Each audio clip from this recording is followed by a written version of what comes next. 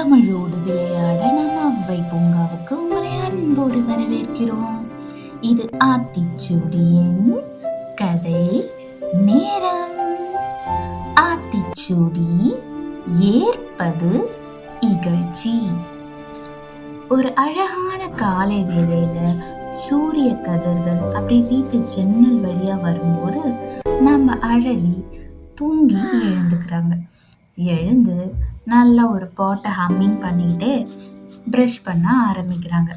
குளிச்சு ரெடி ஆகிறதுக்குள்ளேயே அம்மா கிச்சன்லேருந்து சத்தம் கேட்டுருச்சு, அழலி சாப்பாடு ரெடி, சாப்பிட வாங்கன்ட்டு. அந்த ஃப்ரெஷ்ஷான இட்லியை பார்த்ததோ அப்படின்ட்டு இட்லியை சாப்பிட ஆரம்பிச்சிட்டாங்க. ஸ்கூலுக்கு போய் நல்லா படிக்கணும். அப்பா கிட்டேயும் அம்மா கிட்டேயும் பாய் சொல்லிட்டு அழலி சந்தோஷமா ஸ்கூலுக்கு போக ஆரம்பிச்சிட்டா. ஸ்கூலுக்கு நடந்து போற வழி அழலிக்கு ரொம்ப பிடிக்கும். அங்க இருக்க பூக்களையும் பறவைகளையும் எப்பவுமே ரசிச்சுக்கிட்டே அவ ஸ்கூலுக்கு போவாள். ஸ்கூலுக்கு போனதும் எப்பவும் போல அந்த நாள் போது ஃப்ரெண்ட்ஸ் கிட்ட பேசிக்கிட்டு ஜாலியா அந்த நாள் போகுது. ஸ்கூல் முடிஞ்சதும் பெல் அடிச்சதோ குடுகுடுன்னு பேக்ல எல்லாத்தையும் பேக் பண்ணிக்கிட்டு ஸ்கூலுக்கு வெளியே கிளம்ப ஆரம்பிச்சிட்டான். எப்பவும் போல அவ வழிய அவ ரசிச்சுக்கிட்டே நடந்து போகும்போது கோயிலுக்கு வெளியே ஒரு தாத்தாவை பார்க்குறான். அந்த தாத்தா ரொம்ப பசியோடு இருக்கிற மாதிரி அவளுக்கு தெரியுது. அதனால அவகிட்ட இருக்க காசை அவ கொடுக்குறான்.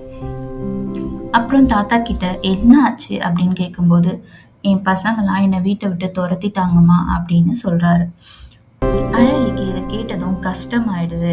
தாத்தா, நீ நல்லா இருப்ப செல்லம், போயிட்டு வா வீட்டுக்கு அப்படின்னு சொல்றாரு. ஆனா அழலி அந்த தாத்தாவை பத்தியே யோசிக்கிறான். ஏன் இவங்களுக்குலாம் சாப்பாடுக்கு இவ்வளவு கஷ்டப்படுறாங்க, இவங்களுக்கு மட்டும் ஏன் இவ்வளவு கஷ்டங்கள் வருது, இதையே யோசிச்சுக்கிட்டே போயிட்டு அவ வீட்டு பெட்ல உட்காந்துடுறான். அம்மா என்னாச்சுமா அப்படின்னு கேக்குறாங்க. அழலி அம்மா கிட்ட இன்னைக்கு நடந்த எல்லா விஷயத்தையும் சொல்றா. சொல்லிட்டு ஏம்மா இவங்களுக்கு மட்டும் இவ்வளோ கஷ்டம் வருதுன்னு கேட்குறாங்க. அதுக்கு அம்மா சொல்றாங்க, செல்லம், உண்மையாவே மற்றவங்க கிட்ட கையேந்தி நிற்கிறது ரொம்ப கொடுமையான விஷயம். எப்பவுமே எந்த சூழ்நிலையிலையும் நம்ம கஷ்டப்பட்டு உழைக்கிறது தான் நல்லது.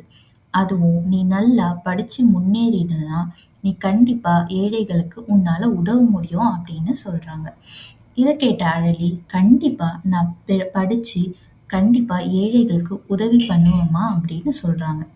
அன்னில இருந்து அழலி படிப்புல இன்னும் அதிகமா கவனம் செலுத்த ஆரம்பிக்கிறாங்க. அது மட்டும் இல்லாம அவங்க பிறந்த நாளுக்கு ஏழைகளுக்கு உணவு கொடுக்கறது, நல்ல துணிகளை கொடுக்கறது அப்படின்ட்டு ஒவ்வொரு பர்த்டேக்கும் அவங்க அதை செலிப்ரேட் பண்றாங்க. இதே மாதிரி வளர்ந்து நல்லா படிப்புல கான்சென்ட்ரேட் பண்றாங்க. யூபிஎஸ்சி எக்ஸாமுக்காக ப்ரிப்பேர் பண்றாங்க. அந்த இன்டர்வியூஸை ரொம்ப நல்லாவே அட்டன் பண்றாங்க. அவங்க கலெக்டரா பதவி ஏத்த உடனே அவங்க ஏழைகளுக்கான வீடுகள், அப்புறம் ஏழை குழந்தைக்கான கல்விகள் போன்ற நல்ல திட்டங்களை கொண்டு வராங்க. அவங்களால முடிஞ்ச அளவுக்கு அவங்க சின்ன வயசுல பார்த்த அந்த தாத்தா மாதிரி யாரும் கையேந்தி நின்றுடக்கூடாது அப்படின்றதுல கவனமா இருந்தாங்க. என்ன குட்டீஸ், ஏற்பது இகழ்ச்சினா என்னன்னு தெரிஞ்சுக்கிட்டீங்களா? எந்த சூழ்நிலையிலையும் மற்றவங்க கிட்ட நம்ம கையேந்தி கேட்கறது இழிவான செயல் அப்படின்றது தான் இந்த ஆத்திச்சூடியோட பொருள். வாங்க குட்டீஸ், நம்ம கேள்வி நேரத்துக்கு போகலாம். கேள்வி, ஏற்பது என்றால் என்ன? யோசிங்க.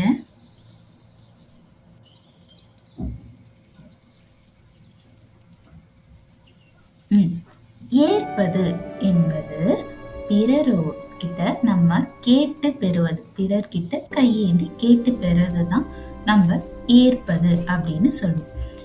என்ன குட்டீஸ், இன்னைக்கு ஏற்பது இகழ்ச்சி அப்படின்ற ஆத்திச்சூடியை பத்தி தெரிஞ்சுக்கிட்டீங்களா? நம்மளோட அடுத்தடுத்த ஆத்திச்சூடிகளை இதே மாதிரி அவ்வை பாட்டியோட பொன்மொழிகளை, அழலியோட சின்ன சின்ன கதைகள் மூலமா தெரிஞ்சுக்க மறக்காம இந்த சேனலை லைக் பண்ணுங்க, சப்ஸ்கிரைப் பண்ணுங்க, உங்க ஃப்ரெண்ட்ஸ் அண்ட் ஃபேமிலிக்கு ஷேர் பண்ணுங்க. நன்றி.